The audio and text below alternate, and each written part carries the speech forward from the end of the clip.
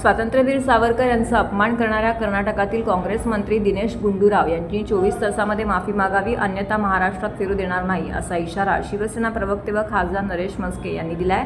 सावरकर यांचा अपमान सहन करणाऱ्या उबाठाला बाळासाहेबांचा फोटो लावण्याचा अधिकार नाही अशी घणाघाती टीका केली आहे। ठाण्यातील टेंभीनाका येथील आनंद आश्रमामध्ये आयोजित पत्रकार परिषदेमध्ये ते बोलत होते। यावेळी ते पुढे म्हणाले की काँग्रेसच्या वैचारिकदृष्ट्या भ्रष्ट झाली आहे, त्यामुळे त्यांच्याच नेत्यांकडून सावरकरांबद्दल अशा प्रकारची वक्तव्य केली जात आहेत। कर्नाटकांचे मंत्री गुंडूराव यांनी सावरकरांबद्दल केलेल्या अपमानास्पद वक्तव्याचा निषेध करण्यासाठी उबाटा पत्रकार परिषद घेईल असं वाटलं होतं, मात्र प्रत्यक्षात तसं काही झालं नाही, कारण ते सोनिया गांधी, राहुल गांधी यांना घाबरले असतील तर ते असा टोला म्हस्के यांनी लगावला आहे।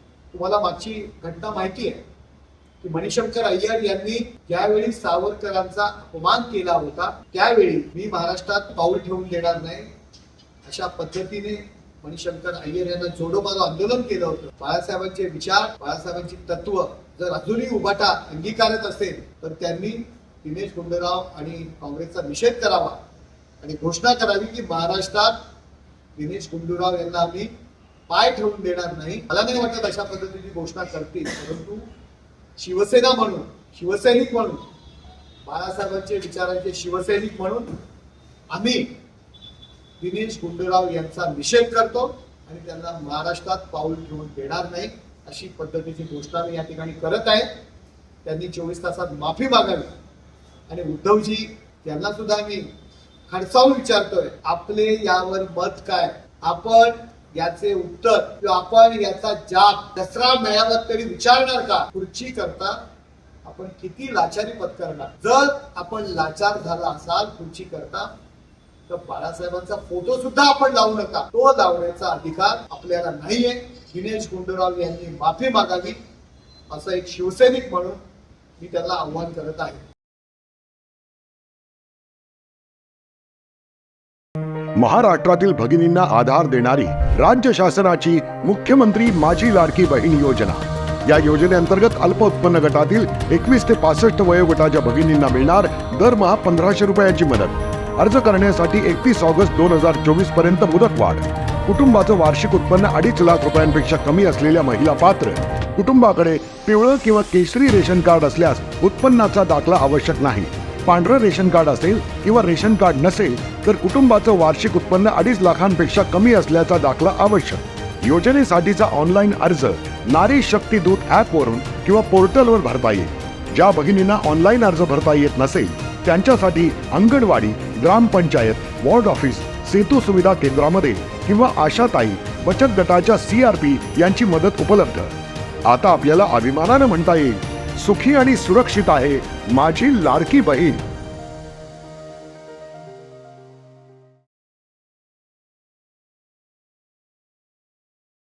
नवसाला पावणारी व भक्तांच्या हाकेला धावणारी दुर्गा मातेची वाजत गाजत उत्साहात मिरवणूक संपन्न। धर्मवीर श्री आनंदीगे साहेब संस्थापित श्री जय अंबेमा सार्वजनिक धर्मादाय विश्वस्त संस्था टेंभीनाका ठाणे महाराष्ट्राचे मुख्यमंत्री एकनाथजी शिंदे साहेब यांच्या मार्गदर्शनाखाली शारदीय नवरात्र उत्सव 2024 आयोजन करण्यात आलेलं आहे। नवसाला पावणाऱ्या आणि भक्तांच्या हाकेला धावणाऱ्या आई दुर्गा दुर्गेश्वरीचा सांस्कृतिक आगमन सोहळा कळवा येथील कैलासवासी पुंडलिक शेळकर कार्यशाळा कला मंदिर नामदेव कोऑपरेटिव्ह हाऊसिंग सोसायटी येथून मुख्यमंत्री एकनाथ शिंदे यांच्या उपस्थितीत देवीच्या आगमन मिरवणूक सुरुवात करण्यात आली। या मिरवणुकीत दरवर्षीप्रमाणे नाशिक ढोल, आदिवासी तारफा नृत्य, वारकरी रथ इत्यादींचा सहभाग होता।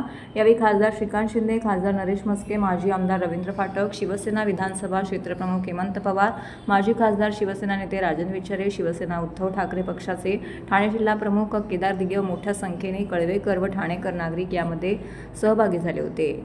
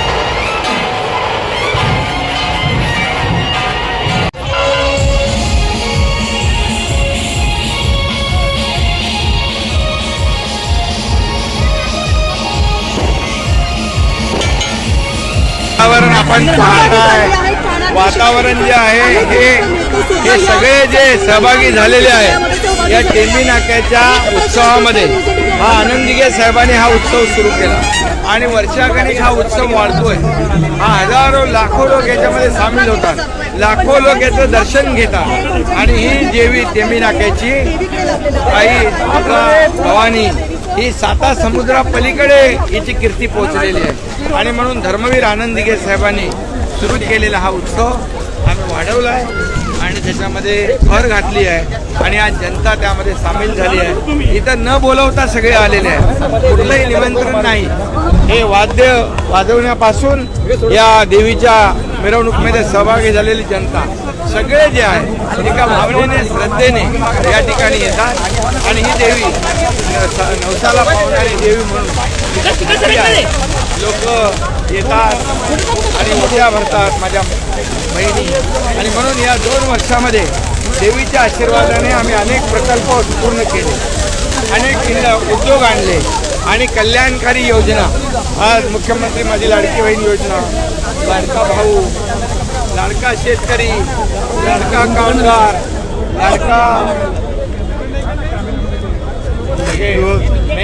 लाडके पत्रकार, सगळे लाडके जे आहेत यांच्यासाठी हे सर्व समावेशक इकोसिस्टीम आम्ही तयार केली. शेतकऱ्यांना देखील वीज बिल माफ केलं आम्ही, लाडक्या बहिणींना 1,500 रुपये, लाडक्या भावांना 6,000, 8,000, 10,000 स्टायपंड, शेतकऱ्यांना वीज बिल माफी, मुलींना उच्च शिक्षण मोफत देण्याचा निर्णय घेतला. लेक लाडकी लखपती योजना आम्ही सुरू केली. किती योजना सांगायच्या आणि म्हणून तुम्हीच या कामाचं मूल्यमापन करा. 2.5 वर्षाचं महाविकास आघाडीचं काम आणि 2-2.25 वर्षाचं महायुतीचं काम.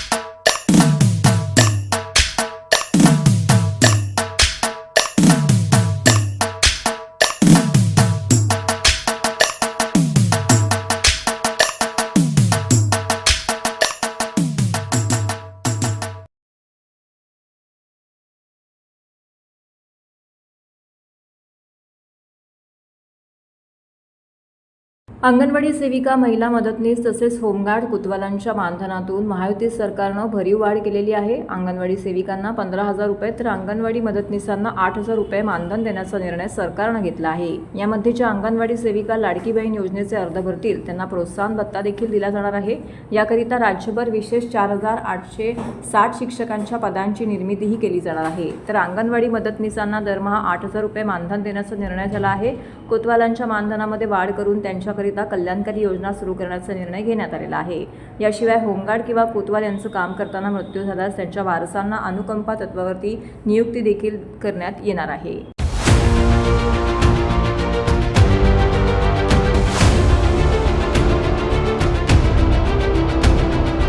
अंगणवाडी सेविका, महिला मदतनीस तसेच होमगार्ड कोतवालांच्या मानधनात महायुती सरकारने भरीव वाढ केलेली आहे. अंगणवाडी सेविकांना 15,000 रुपये तर अंगणवाडी मदतनीसांना 8,000 रुपये मानधन देण्याचा निर्णय सरकारने घेतला आहे. यामध्ये ज्या अंगणवाडी सेविका लाडकी बहीण योजनेचे अर्ज भरतील त्यांना प्रोत्साहन भत्ता देखील दिला जाणार आहे.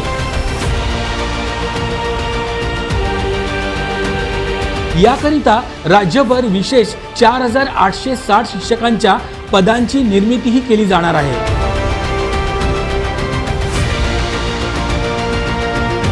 तर अंगणवाडी मदतनीसांना दरमहा 8,000 रुपये मानधन देण्याचा निर्णय झाला आहे. कोतवालांच्या मानधनात वाढ करून त्यांच्याकरिता कल्याणकारी योजना देखील सुरू करण्याचा निर्णय महायुती सरकारने घेतला आहे. त्याशिवाय होमगार्ड आणि कोतवाल यांचा कामावर असताना मृत्यू झाल्यास त्यांच्या वारसांना अनुकंपा तत्वावर नोकरी देखील देण्यात येणार आहे.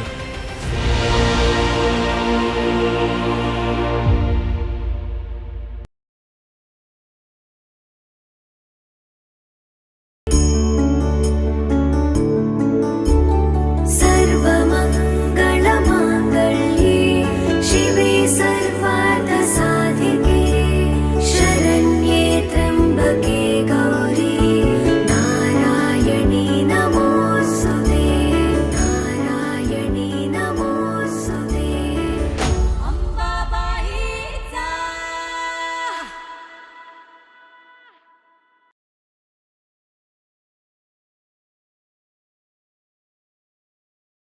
गरबा व दांडिया रसिकांचे ठाण्यातील सर्वात प्रसिद्ध आणि आवडते ठिकाण म्हणजे संकल्प प्रतिष्ठानचा संकल्प दांडिया उत्सव. हा उत्सव संपूर्ण महाराष्ट्रभर प्रसिद्ध आहे. संकल्प प्रतिष्ठान म्हणजेच उत्सव आणि परंपरा जपणारे एक अनोखे नाते. संकल्प प्रतिष्ठानतर्फे विविध सण उत्सव हे समाजातील घटकांना एकत्रित आणून गुण्यागोविंदाने साजरे केले जातात. त्याप्रमाणे यंदाही 2006 सालापासून सातत्याने मोठ्या जोशात व उत्साहात साजरा केल्या जाणाऱ्या नवरात्र उत्सवाचं आयोजन शिवसेना उपनेते व संकल्प प्रतिष्ठानचे अध्यक्ष रवींद्र फाटक यांच्या हस्ते येत्या 3 ऑक्टोबरपासून 12 ऑक्टोबरपर्यंत रघुनाथनगर येथे आयोजित करण्यात आला आहे. संकल्प प्रतिष्ठान आयोजित संकल्प दांडिया 2024 याचे यंदाचे हे 19वे वर्ष असून बेस्ट ग्रुप डान्सरला पहिले पारितोषिक 1 लाख, तर बेस्ट ग्रुप डान्सद्वारे दुसरं पारितोषिक 50,000 आणि बेस्ट ग्रुप डान्स तिसरे पारितोषिक 25,000 व बेस्ट ग्रुप डान्सचे चौथं पारितोषिक 15,000, बेस्ट ग्रुप डान्स 10,000 तर 10 उत्तेजनार्थ ग्रुपला प्रत्येकी 5,000 रुपये रोख रक्कम व सन्मान चिन्ह प्रदान करण्यात येणार आहे. बेस्ट फिमेल डान्सर व बेस्ट मेल डान्सर यांना अँड्रॉइड फोन गिफ्ट देणार असून इतर दांडिया रसिकांना विविध आकर्षक गिफ्ट वाउचर व अनेक बक्षिसं दिली जाणार आहेत. दररोज बेस्ट फेस फिमेल आणि मेल अशी स्पर्धा देखील सोशल मीडियावरती आयोजित केली जाणार आहे. दरवर्षीप्रमाणे यंदाही आपण प्रत्येक दिवसाचे मोफत पासेस उपलब्ध करून दिलेले आहेत. तरी सर्व गरबा रसिकांनी पासेस घ्यावेत आणि असं आवाहन यावेळी आयोजक संकल्प प्रतिष्ठानचे अध्यक्ष रवींद्र फाटक यांनी माध्यमांशी बोलताना केलं आहे. दरवर्षीप्रमाणे या नवरात्री उत्सवाला उद्यापासून सुरुवात होते आहे. सर्वप्रथम मी ठाण्याच्या सर्व गरबा रसिकांना आणि नागरिकांना उद्या नवरात्रीच्या मनापासून शुभेच्छा देतो. त्याचबरोबर उद्या नवरात्र उत्सव सुरुवात होत असताना उद्या सकाळीच आमची प्राणप्रतिष्ठा आणि पूजा होणार आहे. उद्या सकाळपासून या नवरात्र उत्सवाला या मंदिरातून चालू होईल. पण यंदा खास करून 19 वर्ष नवरात्र उत्सव आम्ही करतोय. पण यंदा 19व वर्ष असताना दुर्गा माता इथे आत येऊन बसलेली आहे आणि ती तिथेच असल्यामुळे तिची सेवा करण्याची आम्हाला मिळालेली आहे आणि ती करण्याची संधी या वर्षीपासून मिळते आहे. आणि ती करत असताना आपण सर्व ठाण्याच्या दांडिया रसिकांना, आम्ही सर्व महाराष्ट्राच्या रसिकांना भाग घ्यायला आपण सर्वजण याला भेट द्यावी अशी मनाची इच्छा आहे. आणि 19 वर्ष करत असताना आम्ही लोक आपल्या माध्यमातून अख्ख्या महाराष्ट्र जगा देशामध्ये हा दांडिया यूट्यूबच्या माध्यमातून, मीडियाच्या माध्यमातून, चॅनलच्या माध्यमातून, अदर आपल्या याच्या माध्यमातून अख्ख्या देशामध्ये पोहोचलाय. तसंच उद्यापासून हा सुरुवात झाल्यानंतर आपल्या माध्यमातून लोकांपर्यंत जाईल. यावर्षी नवीन स्वामी समर्थ प्रतिष्ठानच्या माध्यमातून ही टीम आपल्या समोर येते आहे. त्यांनी दहीहंडीमध्ये एवढा मोठा इव्हेंट केलाच आहे, आपण आपल्या माध्यमातून बघितलंच आहे. पण यावर्षी त्यांना नवरात्र उत्सव पण आम्ही दिलाय आणि त्या माध्यमातून ही संपूर्ण टीम त्यांची मला वाटतं नवरात्र उत्सवमध्ये या ठाणे शहराच्या मध्ये अख्ख्या महाराष्ट्रामध्ये हा कार्यक्रम सक्सेसफुल करतील. सुरू झालाय. दरवर्षीपेक्षा या वर्षी निश्चितच आगळा वेगळा असा दांडिया 9 दिवस बघायला मिळतो. बघा आता कसा म्हणजे काही वर्षी आपण जे म्हणतो ना, समजा तुमचं चॅनल घ्यायचा राष्ट्रीय चॅनल हा, गेल्या वर्षी समजा त्याचा बॅकग्राऊंड हिरव्या होता असं किंवा निळा, तर त्यामध्ये चेंज करतात ना तुम्ही, पिवळा करतात. तर तसा तुमका ताना पिही निपादा सप्तरंग असते ना, त्या सप्तरंगाची झाडं तुमका बघून मिळते. आगळं वेगळं 100% असतो. जागतिक मानसिक आरोग्य दिनानिमित्त ठाण्याच्या प्रादेशिक मनोरुग्णालयामध्ये 4 ते 11 ऑक्टोबर दरम्यान विविध कार्यक्रमांचं आयोजन करण्यात आलं आहे. या निमित्ताने मनोरुग्णांना समाजाच्या मुख्य प्रवाहात आणण्याकरिता सर्वांनी प्रयत्न करणं आवश्यक असून यासाठी महाविद्यालय, शाळा, न्यायालय, पोलीस, जनजागृतीपर कार्यक्रम, पथनाट्य, चित्रप्रदर्शन, व्याख्यान इत्यादींचं आयोजन करण्यात आलं आहे. आजच्या धकाधकीच्या दिवसात प्रत्येक व्यक्ती कोणत्या ना कोणत्या कारणाने तणावाखाली वावरत आहे. मात्र तणाव वाढून त्यांचा विपरीत परिणाम मानसिक आरोग्यावरती होणार नाही ना, यासाठी प्रत्येकाने काळजी घेणं आवश्यक असून ठाणे प्रादेशिक मनोरुग्णालयात साजऱ्या होणाऱ्या जागतिक मानसिक आरोग्य सप्ताहात असाच विषय हाताळणार आहेत. कामाच्या ठिकाणी मानसिक आरोग्याला प्राधान्य देण्याची काळाची गरज आहे.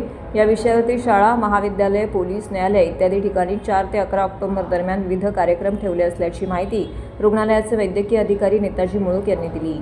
10 ऑक्टोबर हा जागतिक मानसिक आरोग्य दिन असून या निमित्ताने जनजागृतीपर ठाणे प्रादेशिक मनोरुग्णालयामध्ये चित्रप्रदर्शन, प्रभात फेरी, पथनाट्य याचबरोबर शाळा, महाविद्यालय, न्यायालय, पोलीस कार्यालय इत्यादी ठिकाणी मानसोपचार तज्ज्ञ मार्गदर्शन करणार आहेत.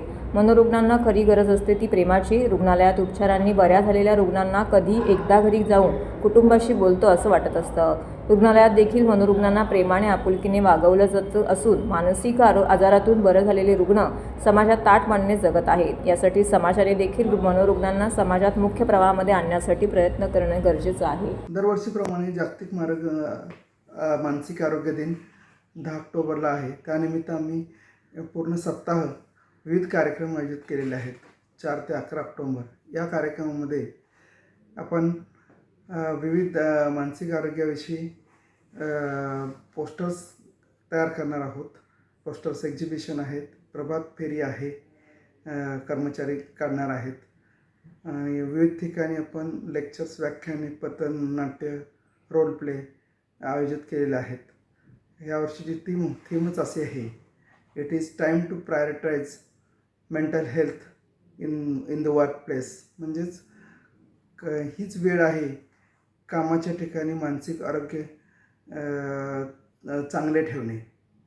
म्हणजेच काय तर मानसिक आरोग्य कामाच्या ठिकाणी चांगले राहिले तर कर्मचाऱ्यांचा, अधिकाऱ्याचा परफॉर्मन्स वाढू शकतो, गुणवत्ता वाढू शकते. हा जागतिक आरोग्य संघटनेचा ध्येय आहे. या कार्यक्रमानिमित्त आपण मानसिक आरोग्याविषयी लक्षणे, आजाराबद्दल औषधोपचार, समज, गैरसमज, काळजी कशी घ्यावी यावर विशेष भर देणार आहोत. विविध कार्यालयात म्हणजे आपण पोलीस विभागामध्ये, न्यायालयात, कॉलेजेसमध्ये, इतर सेन्सिटिव्ह संवेदनशील एरियामध्ये आपण त्याची जनजागृती करणार आहोत, जेणेकरून सर्वांना मानसिक आरोग्य मिळावं. ठाणे महानगरपालिका हद्दीतील शिवाईनगर येथील रौनक बिल्डरच्या सुमारे 2100 स्क्वेअर मीटर सुविधा भूखंडावरती ठाणे महानगरपालिका क्षेत्रातील पहिले मराठा भवन विद्यार्थ्यांसाठी वसतिगृहाचं निर्माण होणार आहे. मुख्यमंत्री एकनाथ शिंदे साहेब आणि आमदार प्रताप सरनाईक यांच्या विनंतीवरून या मराठा भवनासाठी 25 कोटी रुपयांचं अनुदान महापालिकेला दिलं आहे. तसेच स्थानिक नगरसेविका परीक्षा प्रताप सरनाईक यांच्या निधीतून सुमारे 2 कोटी रुपये कुंपणभित, लँडस्केपिंग व इतर इमारतींच्या अंतर्गत सजावटीसाठी देण्यात आले. असा एकूण 27 कोटी रुपयांचा खर्च मराठा भवनासाठी होणार आहे. गेल्या अनेक दिवसांपासून ठाणे शहरामध्ये अद्ययावत मराठा भवन व विद्यार्थ्यांसाठी वसतिगृह उभारावे अशी मागणी करत सकल मराठा समाज व इतर मराठा संघटनांनी मुख्यमंत्री एकनाथ शिंदे साहेब आणि आमदार प्रताप सरनाईक यांच्याकडे केली होती. राज्यातील अनेक दुर्गम भागातून मराठा विद्यार्थी व विद्यार्थिनी मुंबई, ठाणे येथे शिक्षणासाठी येत असताना विद्यार्थ्यांना वसतिगृह नसल्याने त्यांचे हाल होत असल्याचं, तसेच ठाणे महानगरपालिका हद्दीमध्ये राहणाऱ्या गोरगरीब मराठा समाजाला कौटुंबिक कार्यक्रमासाठी माफक दरात हॉल उपलब्ध होत नसल्याने ही वस्तुस्थिती आमदार प्रताप सरनाईक यांच्या निदर्शनास आल्याचं सरनाईक यांनी सांगितलं. त्याकरिता शिवायनगरमधील एका मोक्याचा भूखंड महानगरपालिकेच्या ताब्यात असल्यामुळे त्या भूखंडावरती मराठा भवन विकसित करावं, त्यासाठी लागणारा 27 कोटी रुपयांचा निधीचा खर्च नगरविकास खात्यातून करावा अशी विनंती सरनाईक यांनी मुख्यमंत्र्यांकडे केली असता त्यांनी ती मान्य केल्यामुळे ठाण्यातील मराठा भवनाचा मार्ग सुकर झाला आहे.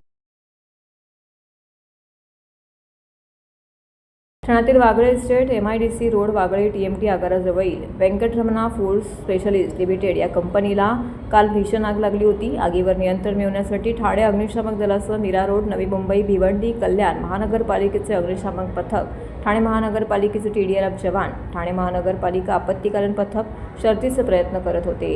आग मोठ्या प्रमाणामध्ये लागली असल्याने संपूर्ण कंपनीला आगीने वेढले होते. सुदैवाने यामध्ये कोणतीही जीवितहानी झाली नाही, तर आगीचं कारण अद्याप समजू शकलेलं नाही. ठाण्यातील वागळे इस्टेट MIDC मधील रोड नंबर 34 येथे व्यंकटरमणा फूड स्पेशलिस्ट लिमिटेड ही कंपनी आहे. हा परिसर औद्योगिक पट्टा असून अनेक छोटे मोठे उद्योग व कारखाने येथे आहेत. या कंपनीत चिप्स वेफर्स उत्पादन केले जातात. गांधी जयंतीनिमित्त सुट्टी असतानाही बुधवारी काही कामगार कंपनीमध्ये कामाला आले होते. सायंकाळच्या सुमारास अचानक कंपनीला आग लागली. आगीच्या घटनेची माहिती मिळताच बघ्यांची गर्दी येथे जमली होती. कंपनीतील उत्पादन आणि वेस्टने तसेच पुठ्ठ्यामुळे आगीने काही वेळातच रौद्र रूप धारण केलं. सुरुवातीला आगीवरती नियंत्रण मिळवण्यासाठी ठाणे महानगरपालिकेची TDRF टीम, ठाणे महानगरपालिकेचं आपत्कालीन पथक, ठाणे महानगरपालिका अग्निशामक दलाचे 10 बंब, 8 टँकर घटनास्थळी आले होते. तात्काळ आजूबाजूचा परिसर रिकामा करून विद्युत लाईन बंद करण्यात आली. मात्र कंपनीत साठा करून ठेवलेल्या काही गॅस सिलेंडरचा येथे ब्लास्ट झाल्याने आग आटोक्यात येत नव्हती. अखेर मीरा रोड, नवी मुंबई, भिवंडी, कल्याण महानगरपालिकेच्या अग्निशामक पथकाला पाचारण करून आगीवरती नियंत्रण मिळवण्यासाठी शर्थीचे प्रयत्न येथे सुरू होते.